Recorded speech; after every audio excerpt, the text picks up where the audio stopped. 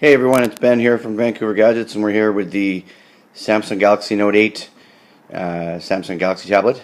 I have to say this is probably one of my favorite pieces of Samsung hardware I've reviewed in a while, and really enjoyable to use. Have a quick peek here at the box, and I've got a 16 gigabyte one LTE, obviously, so I had an LTE capable SIM card in it, which was nice. I could surf and stuff like that and make phone calls while not on Wi-Fi, so that was nice to have that. I'm going to jump right in here to the device itself, and let's just get her powered up. And you'll see this main home Samsung screen here. Give it a quick swipe of the finger. There we are. As I've done in past reviews, when I have gotten other Samsung or other products, I usually put a lot of my apps from my iPhone and iOS devices on here. No problems with the move over there as well, and I want to focus on a couple of features unique to the Samsung. This is my home screen here. You can see the apps that I've got installed, things like Viber, Twitter, Internet Movie Database, Instagram, things like that. And what you can do right away, we're going to dive in here, is when you go to the apps page itself, you'll see the main apps page for this tablet, and there's a couple. So we'll go through, and of course this is all Google Android and Google and Android apps. I've added some extra stuff here as well, stuff I use on my iPhone. Nice to have Netflix on this tablet, for sure. That's one of the great things, obviously, about the Android devices. Not much difference or much missing, at least from my perspective, between an iOS and an Android device in terms of the apps and things that I wanted to install, so that makes me happy. And of course, very easy to set up and install my Gmail. Being that this is a Google Android tablet, and things like Google+. And I use the stock browser here as well. I didn't use Chrome a lot, and you can just go here and go Internet. That'll open up and allow you to run stuff off the Internet. You can see there I'm looking at some different web pages. And a couple of features I wanted to show right off the top here. You can see I'm just scrolling through there. This is one way to actually quit the apps. Hold your hand down, go remove from list. I'm actually going to dive into the S Note a little bit here now, because this is obviously one of the features and functions that attract a lot of people to these Galaxy Note tablets, and that's using the stylus. And I'm just going to bear with me here. I'm going to pop that out. So I've got the stylus up and running here. I'm going to write something on here. I'm going to write, oh, I got to press down a little harder. Oops, I'm not quite getting this. I've got it on eraser, so I've got it to go to drawing mode. So now I'm going to type hello.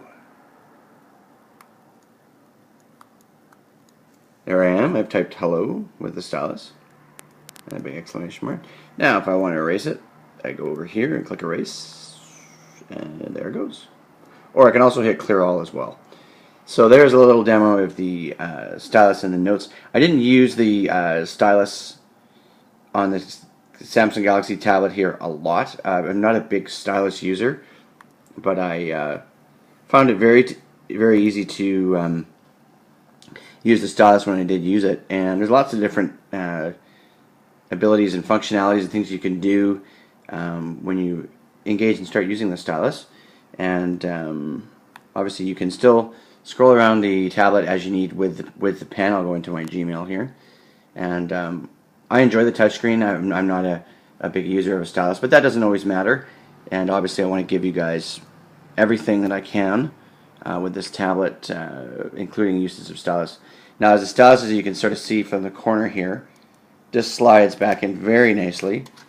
Really nice design on that too. Just quickly pops in. You'll notice too there that the home screen has flipped. When I take the stylus in and out, you'll notice how it'll go from the home screen right to the S Pen screen there. That's nice, and I like that about it. Samsung devices are pretty intuitive as well, so this is a nice little tablet. And what I really enjoyed most about it was the ability to consume content on it, straight from YouTube and things like Netflix. Like I've said before, I want to engage the I'm going to quit my apps here. Remove from list. Remove from list. I want to engage a little bit in the voice note recognition here on the Samsung. And I must admit I wasn't super impressed with this. In order to get it running, you have to talk to it and basically say Hi Galaxy to it. And let me just get it up and running here. A couple other things I want to show you before I get that going.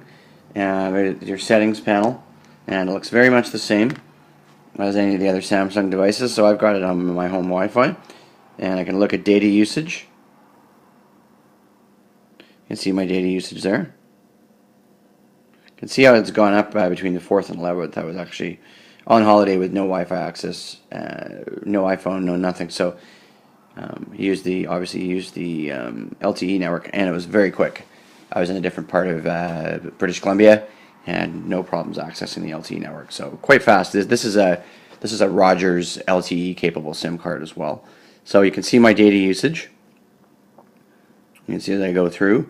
A couple of things here. I really like with this tablet too. As soon as you turn it, it flips nicely to landscape mode. Really nice and easy to have it move around. And that's really about it. You know, again, this is a really nice product from Samsung, and you know, I've also like to say that I really enjoy the camera function here as well. You can see me filming myself there, and I can take a photo. And there we go. And with the camera function itself, it'll take a number of sort of filters and options here. There's things you can do. It also has a front camera on it as well.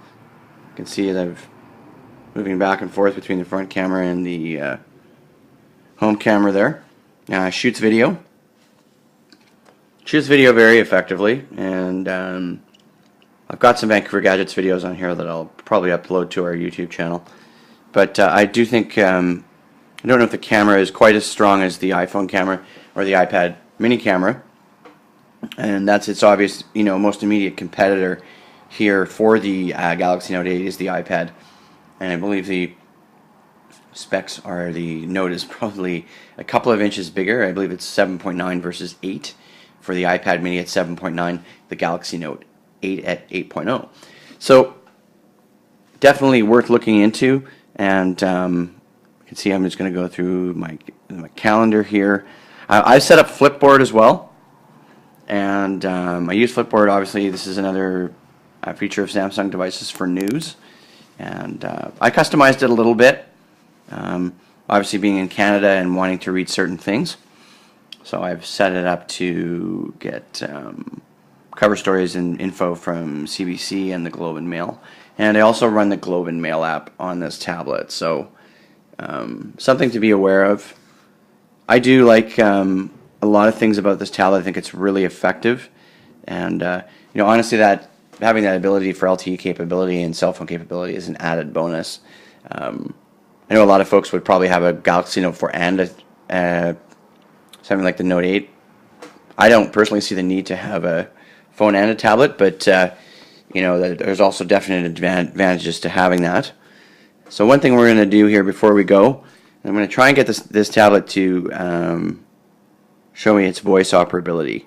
And as I've said, the voice operability is a little bit limited. It's not like you can just speak to the tablet and it'll recognize exactly what you're going to say right away.